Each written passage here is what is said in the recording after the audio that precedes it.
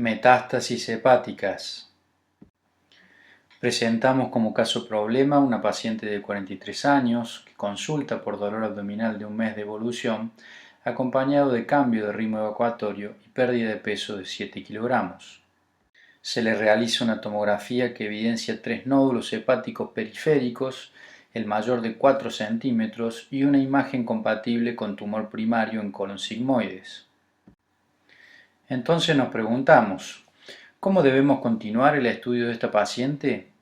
¿Cómo categorizamos las metástasis hepáticas? En caso de confirmarse por videocolonoscopia y biopsia un origen colorectal, ¿tiene indicación de quimioterapia preoperatoria? Y por último, suponiendo que se detectase una metástasis pulmonar resecable, ¿cuál sería la mejor estrategia oncoquirúrgica en esta paciente? Para aprovechar al máximo esta clase es importante que tengan conocimiento previo sobre la epidemiología, la etiopatogenia y los tipos histológicos de metástasis hepáticas. También deben conocer la anatomía hepática, la presentación clínica de los tumores primarios más frecuentes, la estadificación TNM en indicación de neoadjuvancia en cáncer de recto y la clasificación histológica de los tumores neuroendocrinos según la Organización Mundial de la Salud. Estos son los contenidos que vamos a desarrollar en la siguiente media hora de clase. Con respecto al diagnóstico y estadificación de las metástasis hepáticas, por supuesto, como en cualquier patología oncológica, tendremos que evaluar correctamente los antecedentes y el examen clínico del paciente. Del laboratorio tendremos que tener en cuenta los marcadores tumorales, los marcadores de función en caso de sospechar origen neuroendocrino y la cromogranina A, entre otros. Es mandatoria la realización de una videocolonoscopia para descartar el origen colorectal, que es el más frecuente, y la veda solo si esta última fuera negativa. Por supuesto, la biopsia nos dirá el tipo tumoral, su diferenciación y las mutaciones moleculares que serán clave para guiar, como veremos más adelante, la terapéutica de estos pacientes. Y en cuanto a las imágenes, hoy la resonancia magnética nuclear con contraste hepatoespecífico de preferencia, sabemos que es mejor para detectar metástasis hepáticas pequeñas, en especial en hígados grasos o tratados con quimioterapia. Y en cuanto al PET, si bien sabemos que tiene un rol fundamental para la evaluación de extensión y detección del primario en metástasis neuroendocrinas y no colorectales no neuroendocrinas, su utilización en caso de pacientes con metástasis de cáncer colorectal se reserva principalmente para aquellos que acumulen factores de mal pronóstico antes de decidir una conducta quirúrgica. Y es así que podremos diagnosticar básicamente 3 tipos de orígenes primarios: el colorectal, el neuroendocrino y el conglomerado de todas aquellas que no pertenezcan a ninguna de las anteriores, que clásicamente las conocemos como no colorectales no neuroendocrinas. En esta clase nos vamos a dedicar fundamentalmente a las de origen colorectal, dado que son por muy lejos las más frecuentes y sobre las que mayor evidencia contamos. El tratamiento de las metástasis de cáncer colorectal ha evolucionado enormemente en las últimas décadas, lo que llevó a una mejoría sustancial de la mediana de supervivencia en estos pacientes, llegando en la actualidad a medianas de alrededor de 5 años. Y la gran responsable de este resultado ha sido sin duda la resección quirúrgica, hoy considerada el tratamiento de elección en las metástasis de cáncer colorectal. Entonces, ¿esto quiere decir que todos los pacientes pueden o deben ser operados? Bueno, claramente la respuesta es no. El criterio pragmático actual de resecabilidad nos dice que deberíamos ofrecer la cirugía siempre y cuando podamos anticipar una resección tumoral completa, independientemente del número y tamaño de las lesiones. Ya veremos más adelante que esto puede incluir terapias ablativas locales combinadas con cirugía. No debe existir enfermedad extrahepática irresecable, de preferencia no más de un sitio, y por supuesto el volumen de hígado remanente debe ser suficiente. Dado que la mayoría de estos pacientes han recibido quimioterapia, sabemos que el volumen mínimo de remanente hepático futuro para ofrecer una cirugía segura tendrá que ser superior al 30% del volumen hepático total. Y es por eso que es fundamental contar con una volumetría del hígado remanente futuro previo a realizar resecciones hepáticas mayores, pero sobre todo cuando éstas sean extendidas, dado que, como podemos observar, son las que más riesgo tienen de mortalidad por insuficiencia hepática luego de la cirugía. Bueno, hasta acá sabemos que la cirugía es el mejor tratamiento y cómo nos tenemos que preparar para ella. Pero, ¿qué cirugía debemos realizar? Bueno, hoy sabemos que no es necesaria una resección anatómica del territorio vascular segmentario donde asientan las lesiones, dado que no ha demostrado en la literatura una reducción en la incidencia de márgenes positivos ni beneficios oncológicos a largo plazo. ¿Y qué espesor de margen quirúrgico? Bueno, si bien 1 centímetro podría considerarse lo ideal, esto no es siempre posible y hoy sabemos que hasta 1 milímetro es el mínimo estándar para un margen negativo y que incluso en ciertas circunstancias, para poder resecar pacientes con enfermedad avanzada, podemos tolerar un margen positivo. ¿Y cuáles son estas circunstancias? Bueno, por un lado, pacientes que hayan tenido una buena respuesta a la quimioterapia preoperatoria o aquellos que la reciban de manera efectiva en el postquirúrgico, dado que pueden tener resultados de supervivencia muy similares a pacientes con cirugía R0. Y por otro lado, pacientes seleccionados a los cuales se les reseque una lesión separándola de un vaso sanguíneo no invadido por el tumor, clasificado recientemente como margen R1 vascular, que como el caso anterior tiene resultados de recurrencia y supervivencia equivalentes al R0 en parénquima. Y estos dos principios quirúrgicos, tanto el de cirugía atípica o no anatómica como la tolerancia de márgenes mínimos, se resumen hoy en la cada vez más utilizada estrategia que conocemos como cirugía preservadora de parénquima, la cual busca sacrificar la menor cantidad de parénquima no tumoral posible, pero siempre preservando la radicalidad. Esta estrategia ha demostrado ser más segura al reducir la cantidad de hepatectomías mayores, ya sea en enfermedad único-múltiple, y es oncológicamente adecuada, dado que no solo no aumenta el riesgo de recurrencia hepática, sino que ofrece mayor posibilidad de re-resección en pacientes que recurran y por ende una mayor supervivencia en estos casos. En cuanto al abordaje, simplemente decirles que si bien la cirugía convencional sigue siendo el estándar en la mayoría de los pacientes, hoy el abordaje laparoscópico, sobre todo en resecciones menores de lesiones periféricas, es un método seguro y eficaz en manos de cirujanos con experiencia sin compromiso de los resultados oncológicos. Dicho esto, ahora vamos a la toma de decisiones en la práctica, donde tendremos básicamente 3 tipos de pacientes: los claramente resecables, los borderline resecables o difícilmente resecables y los inicialmente irresecables, de los cuales hoy sabemos que todos deben ser considerados potencialmente resecables. Bueno, en cuanto a los claramente o fácilmente resecables, si bien por supuesto van a cirugía, la mayoría se benefician de quimioterapia perioperatoria o neoadyuvante. La misma estará justificada en pacientes con score oncológico de riesgo elevado, basado en los factores clásicos de mal pronóstico en estos pacientes. Es importante saber que ninguno de estos factores de manera aislada contraindica en la actualidad la resección hepática mientras se cumplan los criterios de resecabilidad previamente vertidos.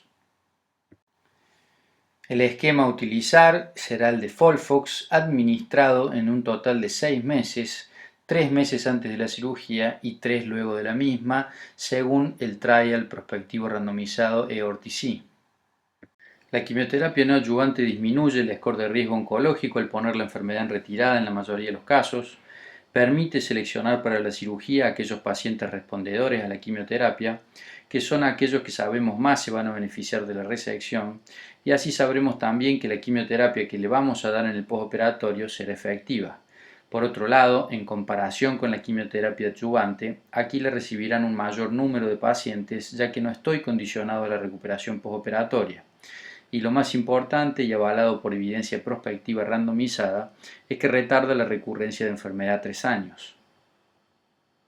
En cuanto a la enfermedad potencialmente resecable, aquí tendremos que echar mano a distintas estrategias para incrementar la resecabilidad. Estas se pueden dividir entre aquellas que buscan disminuir el tamaño tumoral, las que buscan hipertrofiar el remanente y las que buscan preservar parénquima no tumoral. Si bien siempre lo que se busca primero es reducir la carga tumoral con terapia sistémica, conocida como quimioterapia de conversión, debemos saber que existen otras alternativas endovasculares locales, como la quimioterapia intraarterial o la radioembolización, las cuales por limitación de tiempo no vamos a profundizar en esta clase. Si bien siempre lo que se busca primero es reducir la carga tumoral con terapia sistémica, conocida como quimioterapia de conversión, debemos saber que existen otras alternativas endovasculares locales, como la quimioterapia intraarterial o la radioembolización, las cuales por limitación de tiempo no vamos a profundizar en esta clase. La quimioterapia de conversión se caracteriza por la adición a los dobletes clásicos, ya sea basados en oxaliplatino o irinotecan, de anticuerpos monoclonales contra el factor de crecimiento endotelial o el epidérmico en caso de pacientes con Carras no mutado. Esto incrementa los índices de respuesta a valores del 70% o más aún. En consecuencia, también duplica o triplica las chances de conversión a cirugía completa R0, como pueden ver en el ejemplo de la derecha. La premisa fundamental es que la quimioterapia de conversión sea lo más corta y fuerte posible. ¿Y esto por qué? Bueno, por un lado para no perder la ventana de tratamiento antes de la progresión y por otro para evitar las consecuencias negativas de la quimioterapia prolongada, que son la hepatotoxicidad con el consecuente mayor riesgo para una cirugía y la desaparición de las metástasis pequeñas, que sabemos que aunque desaparezcan en imágenes, en la mayoría de los casos persistirán células tumorales viables. Es por ello que hay que reevaluar cada 2 meses de tratamiento y realizar la cirugía tan pronto como la enfermedad sea resecable. Los pacientes que son quimioconvertidos sabemos que tendrán supervivencias a largo plazo similares a los pacientes resecables de inicio y muy por encima, claro está, de aquellos no operados. Luego de la quimioterapia, en cuanto a las estrategias para incrementar el volumen del remanente, debemos saber que todas se basan en un principio fundamental, que es la oclusión portal previa a la resección tumoral completa. Esto permite redistribuir el flujo portal, más comúnmente derecho, con sus factores hepatotróficos hacia el remanente futuro izquierdo, lo que resulta en una hipertrofia del mismo. La embolización portal preoperatoria tiene su indicación principal en pacientes con metástasis confinadas solo al lóbulo derecho, produciendo hipertrofias de alrededor de un 40 a un 60% del remanente hepático futuro en 6 a 8 semanas. En contraposición, la cirugía en 2 tiempos se utiliza en metástasis bilobares y consiste en un primer tiempo donde se liga la vena porta derecha y se reseca la enfermedad de menor volumen izquierda, con resultados de hipertrofia similares a la embolización portal, seguido por un segundo tiempo donde se completa la resección tumoral mediante una hepatectomía mayor. El problema de estas estrategias, dada su demora de 1 a 3 meses, es que tienen un dropout de alrededor de un tercio de los pacientes, los cuales nunca llegan al segundo tiempo, sea por hipertrofia insuficiente o por progresión tumoral, como pueden observar en las imágenes al pie de la página. Es por eso que recientemente se introdujo una nueva versión de cirugía en 2 tiempos, conocida como ALPS, que agrega en el primer tiempo la partición del parénquima hepático según la resección futura, y esto permite una hipertrofia masiva y acelerada del remanente hepático futuro de alrededor del 100% en un lapso corto de tan solo 10 días. Si bien esta técnica es reciente y ha sido muy discutida por sus pobres resultados postoperatorios iniciales, hoy ha demostrado ser una buena alternativa en pacientes con metástasis avanzadas bilobares, en especial como rescate cuando las estrategias clásicas no produjeron hipertrofia suficiente. Retomando las estrategias para incrementar la resecabilidad, una vez completada la quimioterapia, también podremos optar por preservar parénquima para aumentar la resecabilidad y la seguridad, de lo cual ya hemos hablado suficiente al comienzo de la clase, pero aquí se trata de llevar el concepto al límite empleando resecciones múltiples ecoguiadas en un solo tiempo quirúrgico.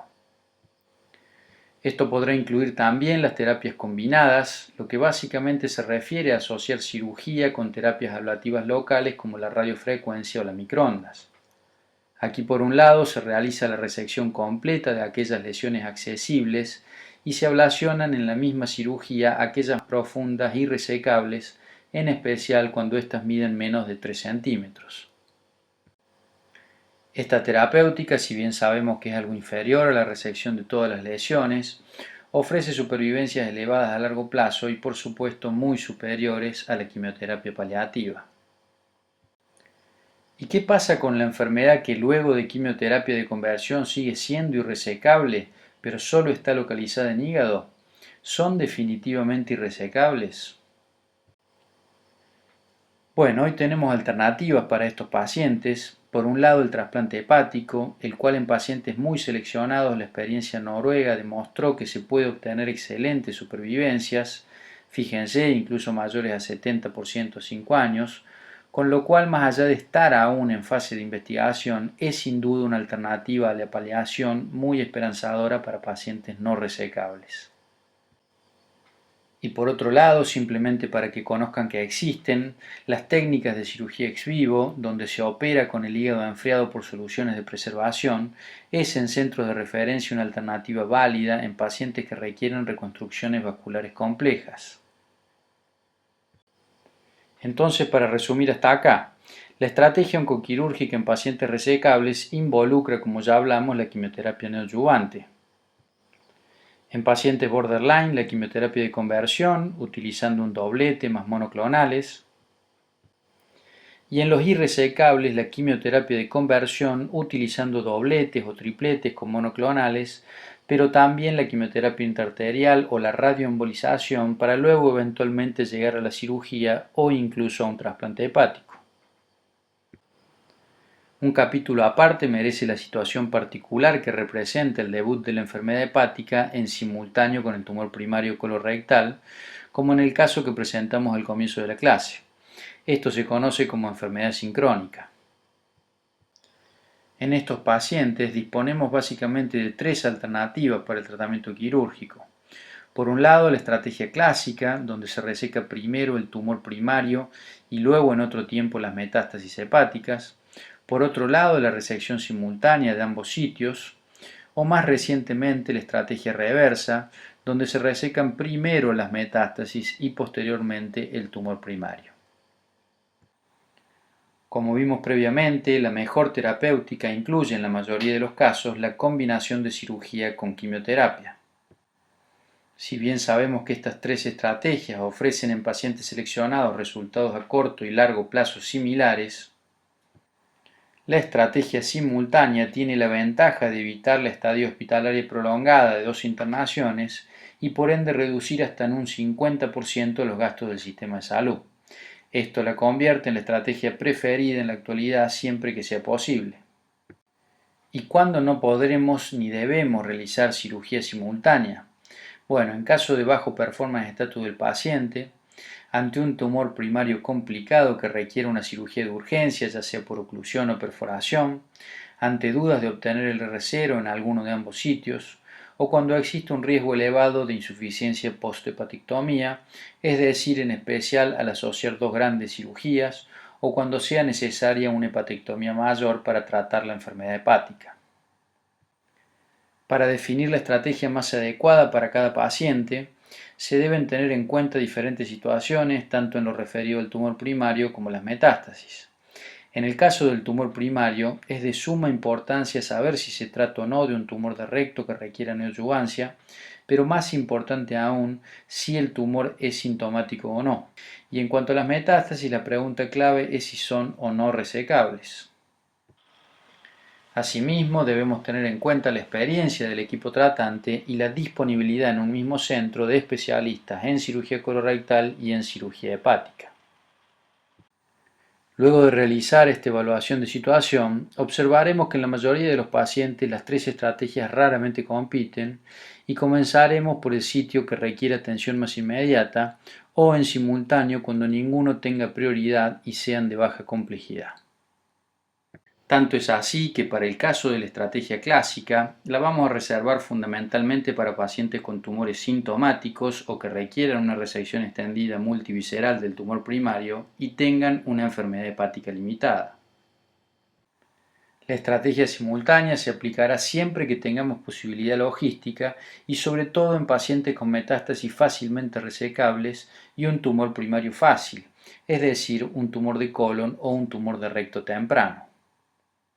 La estrategia reversa la utilizaremos en pacientes con enfermedad hepática avanzada y sobre todo cuando tengan también tumores primarios difíciles o de recto que requieren adyuvancia. ¿Y esto por qué? Bueno, porque dada su enfermedad metastásica avanzada, si comenzamos por el primario y retrasamos la aplicación de una quimioterapia de conversión, esto puede dificultar el futuro rescate de la enfermedad hepática.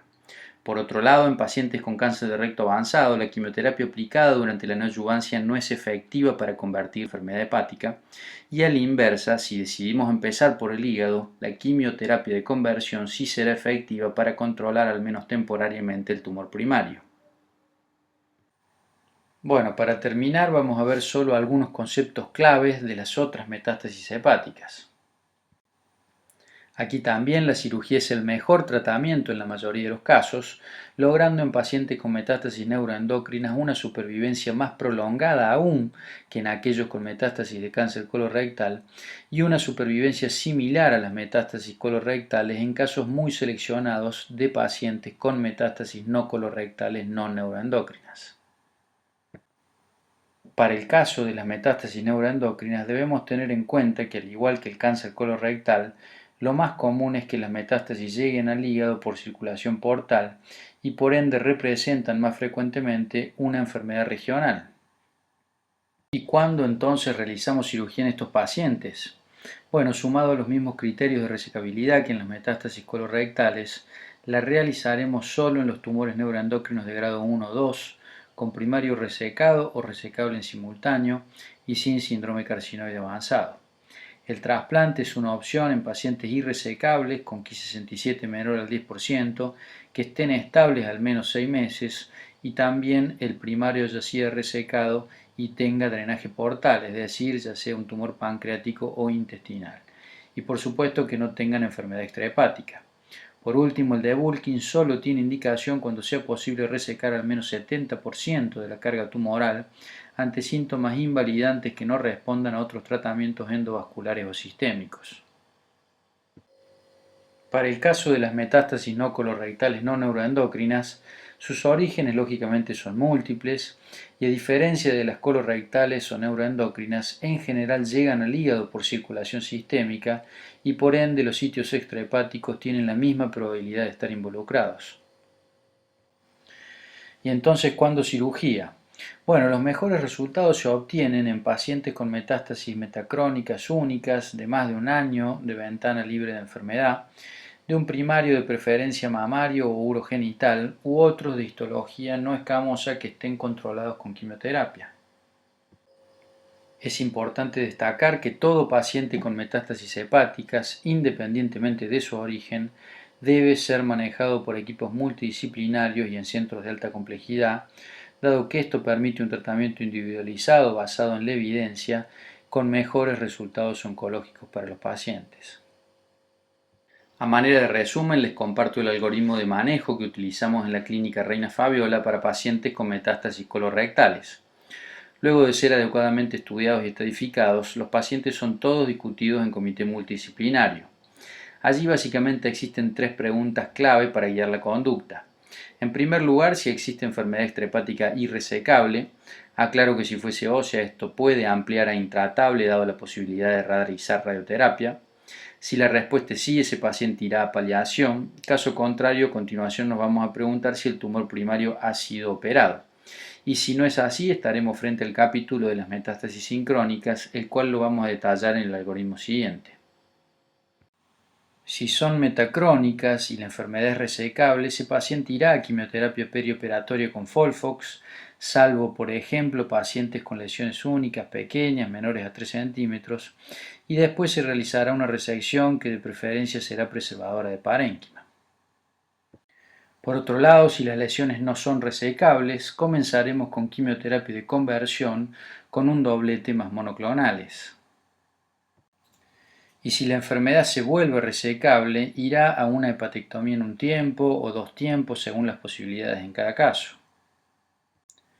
Si no tuviese respuesta a la primera línea de quimioterapia, ese paciente irá a una segunda o tercera línea de quimioterapia, luego también eventualmente quimioterapia intraarterial o radioembolización e incluso inmunoterapia si el perfil genético tumoral lo permite.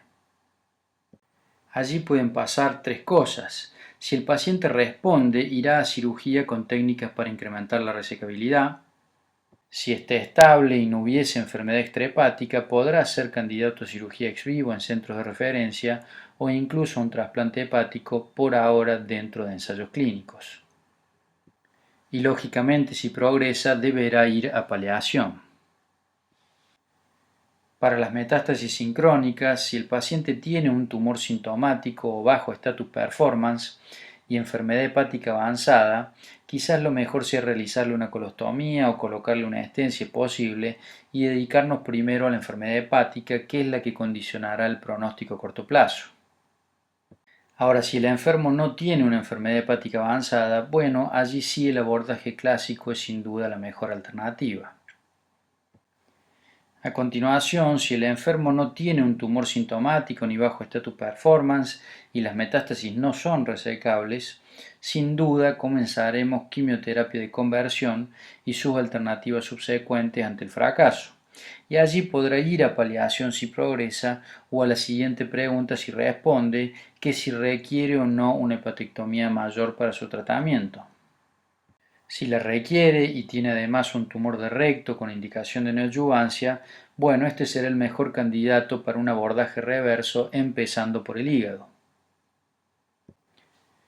Si es un tumor de colon o un recto que no requiera neoadyuvancia, lo que se podrá realizar es una cirugía en dos tiempos, con la resección simultánea del tumor colorectal en la primera cirugía, y así evitar combinar una hepatectomía mayor con la resección del tumor primario. ¿Y qué pasa cuando no es necesaria una hepatectomía mayor? Bueno, aquí si el tumor primario es fácil y tampoco es un recto que requiera neoadyuvancia, podremos optar por una estrategia simultánea. De lo contrario, probablemente sea mejor priorizar el tumor primario mediante un abordaje clásico. Para terminar, veamos las respuestas a las preguntas del caso problema inicial, que les recuerdo tenía 3 lesiones hepáticas y una imagen compatible con tumor en el sigmoides.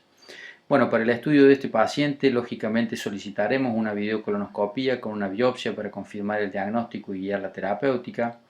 Corresponde también una resonancia de hígado, en especial porque se trata de enfermedad oligometastásica y es aquí donde sabemos tenemos más chance de cambiar la conducta. También una tomografía de tórax para estratificación y marcadores de valor pronóstico. Aquí el PET está resaltado en azul porque si bien no hay un consenso, su uso podría estar justificado en un paciente de estas características, pero sobre todo si tuviese enfermedad hepática más avanzada previo a decidir una conducta agresiva.